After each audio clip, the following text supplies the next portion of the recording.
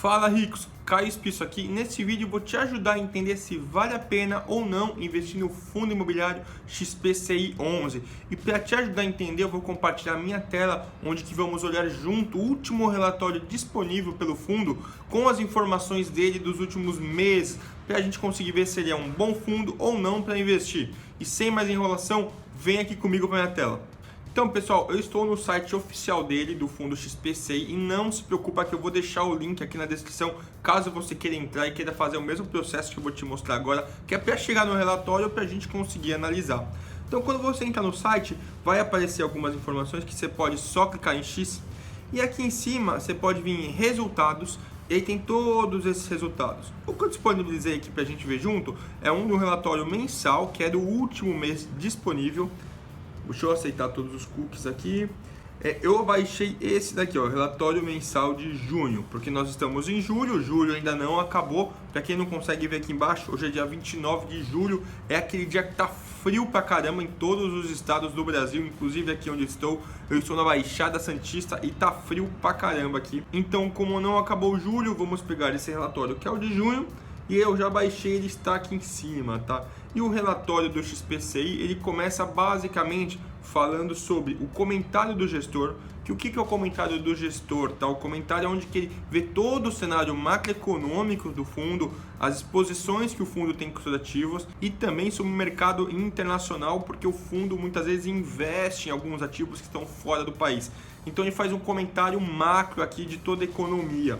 Aqui nesse aqui são as informações do fundo. O mais importante para você saber é que ele é um fundo novo, ó, ele não tem nem 2 anos. Aqui ele fala muito bem que ele é um fundo de lastro imobiliário, então ele investe basicamente em papéis, ele não investe em imóvel físico diretamente. Grande parte dos investimentos dele aqui é em CRI, debênture, LCI, LH e cotas de outros fundos. Então, se um outro fundo ele tem lá muito imóvel, é do outro fundo, não é do XPCI, porque o XPCI compra cotas do outro. Então ele não tem diretamente imóveis, mas eu vou mostrar tudo isso mais para baixo, tá?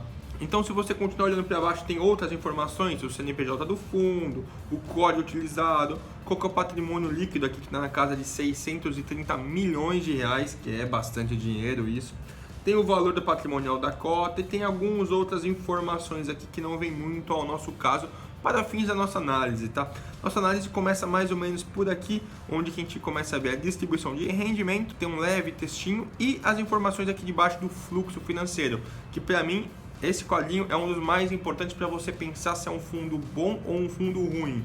Por que eu falo disso? Porque quando você olha o último mês, o fundo teve 5 milhões de receita, de faturamento, e teve só uma despesa aí de 570 mil, ou seja, mais ou menos 11% da receita dele acaba indo para a despesa. Isso dá um lucro aqui de algo em torno de 89% da receita, o que é um lucro muito alto. Imagina que de tudo que você ganha, 89, 90% vai virar lucro, o que é muito bom. E isso nós chegamos à conclusão olhando o mês de junho. Se a gente olhar o primeiro semestre de 2021 ou também os últimos 12 meses, a gente vai chegar na mesma conclusão.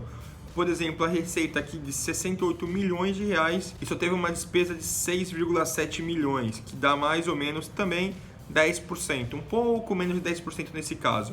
Aqui estava 11 no junho e aqui nos últimos 12 meses dá uns 9,8, 9,9. Então vou arredondar para 10, o que é muito próximo do 11. Ou seja, sobra um lucro líquido aí para ele distribuir para os cotistas de 60 milhões, o que é muito grande, é muito alto. Ou seja, ele distribui por cota algo em torno de 76 centavos. Numa cota patrimonial lá que, se você for ver, tá menos de 100 reais. Então é basicamente quase aí 0,8% líquido de imposto, porque fundo imobiliário, os rendimentos continuam sendo livres de imposto de renda, mesmo após a proposta da reforma tributária, tá? E por que eu falo que esse é um quadrinho mais importante? Porque se você for olhar, o fundo mantém constantemente as suas receitas lá em cima, as suas despesas lá embaixo, ou seja, manteve um lucro muito alto constantemente. O que isso é muito bom, que você consegue imaginar que daqui a uns meses ou alguns anos o fundo vai continuar dando muito lucro. E aí a pergunta é, você quer estar ou não quer estar dentro desse fundo, dessa empresa que faz gestão de ativos imobiliários com esse lucro? E responde para mim no comentário se você quer ou não quer estar dentro desse fundo, tá? Se a gente continuar olhando mais para baixo, agora começa a dar uma visão histórica, tá? Aqui é a visão histórica basicamente do percentual de rendimento das cotas comparado com o CDI, tá? E se você for olhar basicamente as duas linhas aqui, comparado ao CDI, o fundo distribui sempre algo em torno de 320%, 400%, ou seja, sempre é muito alto que ele distribui comparado ao CDI com a referência do valor da cota, né? Para você saber que o valor da cota, quanto renderia no CDI, quanto você recebe dos dividendos. O que eu acho muito bom, 300%, 400% numa renda passiva. Se eu continuar olhando mais para baixo aqui ele mostra dos dados financeiros aí por cota. Deixa eu ver se aparece aqui que você consegue ver. Essa parte azul escura, principal aqui, é as receitas vindas de CRI. O que eu quero dizer com isso? De um ativo, de um papel aí atrelados a imóveis. Uma partinha muito pequena que a gente nem consegue ver aqui é de rendimento de cotas de outros fundos imobiliários ou receitas de LCI, renda fixa, que também quase a gente nem consegue ver, que a maior parte da barra, ó, é esse azul escuro, que é aqui, ó, receitas de CRI. E você consegue acompanhar a distribuição de cota e o resultado. Então o fundo costuma distribuir sempre muito pertinho do seu resultado por cota. Tem fundo que distribui sempre um pouco menos, para chegar no final do semestre e dar uma pancada mais forte de rendimento, porque para quem não sabe, os fundos têm que distribuir pelo menos 95% do lucro líquido no semestre. Então ele pode vir devagarinho o semestre todo e no último mês do semestre dar aquela paulada de rendimento, tá? Mas esse é um fundo que não demonstra fazer muito nisso, porque tirando o mês de maio e junho aqui, todos os outros meses, se você for lá, ele paga bem parecido. Tanto é que uma bolinha cinza está bem em cima da bolinha azul clara aqui, tá? Para efeitos de comparação. Então o fundo acaba não guardando muito dinheiro para distribuir depois. Ele guarda dinheiro em caixa, mas ele não guarda dinheiro para distribuir depois. É muito pouco. Tanto é que essa diferença aqui que ele distribuiu aqui foi um pouco que vinha guardando nos últimos longos meses e também de algum recebimento de alguma venda de papel. E mais para frente a gente já vai descobrir o que é isso daqui. Se a gente olhar mais para baixo aqui, a gente mostra a rentabilidade do fundo. Se você for olhar aqui, são 5 números totalmente diferentes, eles aqui, mas muito próximos. Aqui é a comparação de quanto que valeria o valor do fundo no IFIX, que é o índice de fundos imobiliários. Tem também quanto que está o valor da cota e também somados aos rendimentos, porque se você coloca o valor com rendimento, é um valor maior. Se você tira, dá um valor menor. É muito interessante você dar uma olhada com isso. Se a gente continuar olhando aqui um pouco mais para baixo, tem a evolução da cota patrimonial por volume médio de negociação. Se você for olhar aí desde junho do ano passado, junho 20, vem subindo levemente a negociação, porque antes de junho também não dá para saber muito, que teve a pandemia. Em março ó, teve muito alto, muita gente até vendeu ativo porque ficou com medo, queria dinheiro em espécie. E se você comparar aqui, você vê a evolução da cota com o preço da cota. O que eu quero dizer com isso? A evolução da cota patrimonial é uma coisa, o preço é outra coisa. O preço é aquilo que você vai pagar pelo ativo, só que o valor não é aquilo que você paga, é o quanto ele vale. Basicamente você pode pagar mais o que vale ou pagar menos o que vale. É mais ou menos esta comparação que esse gráfico aqui quer mostrar, onde a gente vê que o valor de mercado de R$100 está acima dos 96, que é o patrimônio, ou seja, você está pagando mais caro por uma coisa que vale menos. É como você ir numa concessionária de carro e comprar um carro que está com o preço de R$96 mil, só que você quiser pagar 100 mil. É mais ou menos isso. Ninguém quer pagar mais do que o quanto vale, mas é exatamente isso que está acontecendo. Todos os dias aqui em julho, as pessoas estão basicamente comprando esse ativo a um preço maior. Aqui mais para baixo ele vai falar sobre a liquidez, que é muito importante, porque às vezes você tem um ativo e quer vender, mas não tem quem comprar. E aí, se não tem quem comprar, você vai ficar com o ativo, seja qual for o preço dele, porque você não tem para quem vender. E aqui mostra que nos últimos 12 meses o fundo esteve presente em 100% dos pregões, ou seja, todos os dias teve negociação, e com o valor total nos últimos 12 meses de R$640 milhões, totalizando 618 mil negócios, ou seja, operações de compra e venda. Se a gente continuar olhando um pouco mais para baixo, aqui quebra o portfólio do fundo. Se você olhar o portfólio do fundo, 80% do portfólio aqui, correspondente a 511 milhões de reais, é com relação a CRI, que é o Certificado de Recebíveis Imobiliários. Tem 12%, que é esse cinzinho aqui, que é de cotas de outros fundos imobiliários que ele investe. E tem um pouquinho de caixa referente a 45 milhões de reais, que é esse azul mais clarinho. Esse caixa, basicamente, são para algumas operações que o fundo pode fazer, para manutenção do fundo, para pegar alguma oportunidade de novos ativos. Então é para isso que acaba utilizando muito caixa, que é basicamente como se fosse a nossa reserva de emergência para quem pensa aí na carteira pessoal. Se a gente for olhar mais para baixo aqui,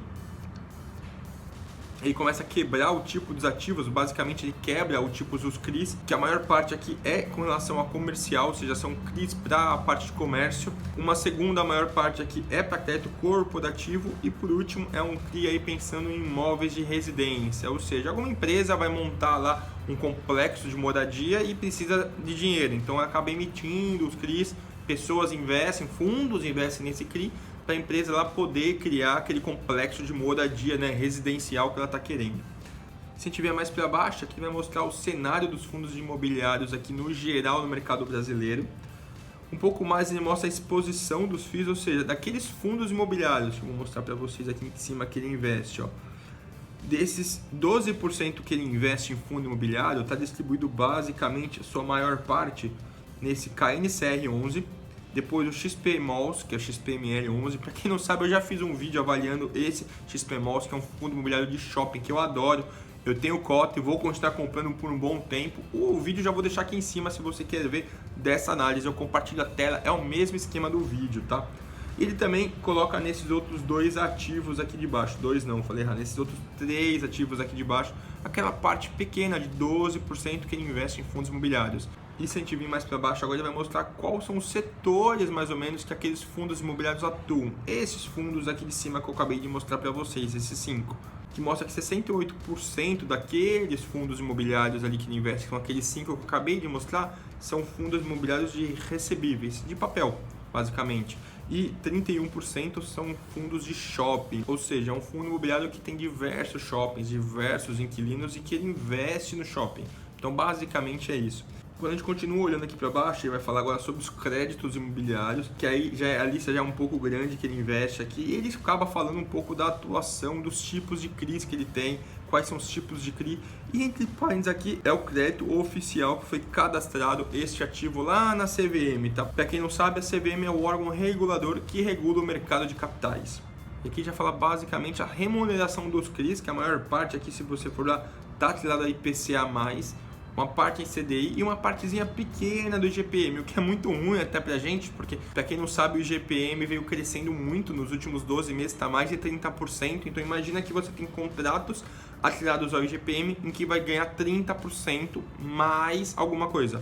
Só os 30% em si já é muito bom, só que como normalmente são certificados, são recebíveis aí de longo prazo, ninguém podia imaginar há 4 anos atrás que o IGPM ia estourar. E se você não sabe o que é o IGPM, basicamente muitos contratos de aluguel, se você mora de aluguel, você já deve ter visto quando você assinou o contrato de aluguel, onde uma cláusula lá que vai ter o reajuste anual, normalmente é o IGPM ou é o IPCA que é utilizado para reajustar o seu contrato de aluguel com o dono do imóvel, tá? Onde vocês têm que negociar muitas vezes, porque o reajuste às vezes não dá para pagar, que é muito alto, e que aconteceu este ano e deve acontecer também em 2022, porque os índices estão muito altos. O IPCA está batendo quase 10% e o IGPM para lá de 30%. Então imagina que você tem um aluguel aí de R$1.000 e vai para 1.300. Se você tem um aluguel de 2.000, vai para 2.600, só considerando o índice. Então acaba tendo que negociar. Eu já fiz um vídeo falando exatamente sobre o IGPM e sobre o IPCA. Eu vou deixar os links aqui também, deixo na descrição para você não ter que ficar procurando caso você queira ver. Se a gente olhar mais para baixo aqui, ele vai também falar sobre os vencimentos, ou seja, a maior parte dos contratos aqui, se você for ver, vence em 2027 ou 28 para frente, ou seja, são de longuíssimo prazo. E por que eu falo longuíssimos prazos? Que é um dos motivos do porquê o fundo também não fez tantos contratos com o IGPM, porque há muito tempo atrás ninguém sabia que o IGPM ia estourar 30%. Como pode ser que o IPCA também daqui a 2 anos também estoure, e nós que teremos aqui o fundo com 70% quase de IPCA, estouraremos juntos para cima, o que é muito bom, tá? Aqui embaixo já fala sobre os setores da economia desses CRIs e do fundo no geral. A maior parte aqui é sobre residencial real estate, uma parte aqui é do malls, que é shopping, outra parte aqui, healthcare, para quem não sabe, é cuidados médicos, vamos dizer assim, é coisa mais pro lado hospitalar, assim, de bem, de se cuidar. E esses são os 3 com maior representatividade sobre o fundo. Aí tem mais outros 3 aí, são pequenos, Inclusive o de educação poderia ser maior, né? Porque a gente sempre sabe que precisa melhorar a educação do Brasil, mas isso é difícil, não anda dando certo. E aí descendo mais um pouco, a gente vai ver a taxa média aí de aquisição de cada recebível que tem segregado pelo indexador que já está marcado aqui na tela. E agora tem uma lista bem grande que são de todos os recebíveis com o nome do devedor, quem é a securitizadora que vai ajudar caso o devedor não consiga cumprir, ou seja, honrar com o pagamento, tem o seguro, mas são muitos, eu vou pular porque pra gente não faz sentido ficar analisando todos. Mas se você quiser olhar, tem aqui o indexador e tem aqui a taxa de emissão a mais do indexador, ou seja, se o IPCA hoje está 10 com 4,82, a rentabilidade seria basicamente 14,82% ao ano. Se eu continuar vindo mais para baixo aqui, vai ter uma lista bem longa aqui também. Aqui são de outros documentos também, ó, que também são outros investimentos, mas é uma lista muito grande que eu não vou ficar falando aqui para vocês. E essa lista é longa, ó, nem para, eu tô descendo, olha a barrinha aqui, tá aí, eu tô descendo e não acaba de jeito nenhum, né?